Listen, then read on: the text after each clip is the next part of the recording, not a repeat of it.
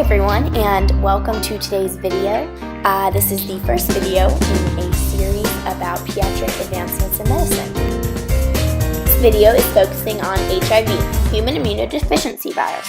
Over 700 people a day are diagnosed with HIV.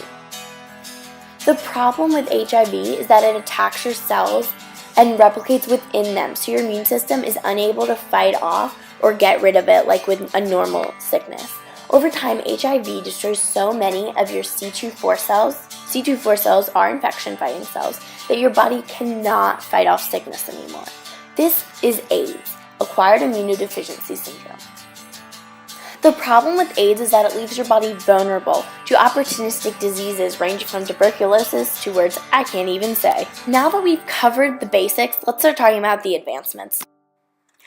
Recently, and arguably most importantly, there's been a major advancement created by Dr. Hannah Gay, a pediatric HIV specialist at the University of Mississippi Medical Center.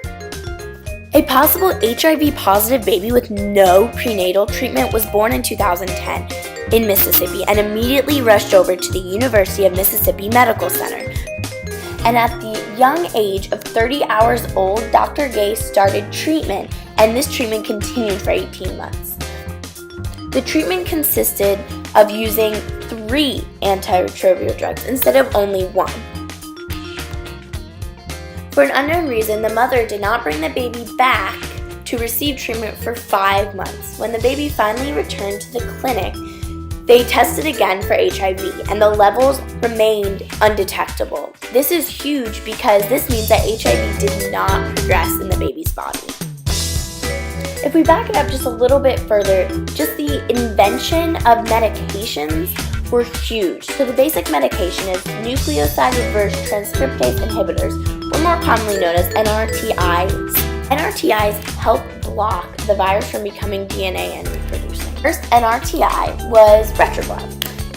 It was created by scientific researcher Jerome P. Horwitz in 1964. Originally, he wanted to cure cancer, but instead his research was put on the shelf because it didn't work against cancer until other scientists in the 1980s found that it was effective in HIV treatment, and it became the first HIV treatment to be FDA approved.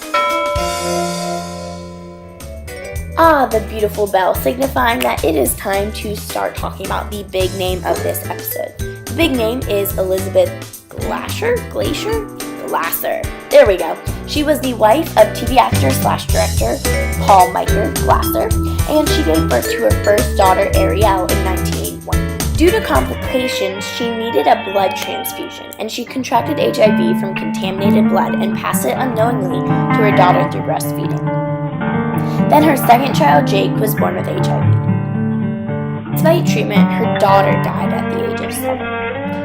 Glasser then founded the Elizabeth Glasser Pediatric AIDS Foundation, which is a major fundraising and awareness agency for juvenile AIDS. Sadly, Glasser died as a result of HIV in 1994, but her son, Jake, now an adult, remains a public advocate for HIV patients. And there's my reminder to keep it a little bit more cheerful. Alrighty, so let's talk about something better. So, charity. There are tons of organizations involved with prevention and treatment of HIV and AIDS. But there's a specific special one, Mothers to Mothers. It's special because it focuses on preventing transmission from mother to baby. Mothers to Mothers originally started in South Africa, but now has spread to over 9 countries. 1.2 million HIV-positive women have been reached, educated, and supported through Mothers to Mothers, and 90% of their money goes directly to reaching more women, which is extremely high compared to most charities. I hope you've learned something from this video about what HIV is and what people are doing about it. If you want, even leave a comment or share it with your friends. Have a great day.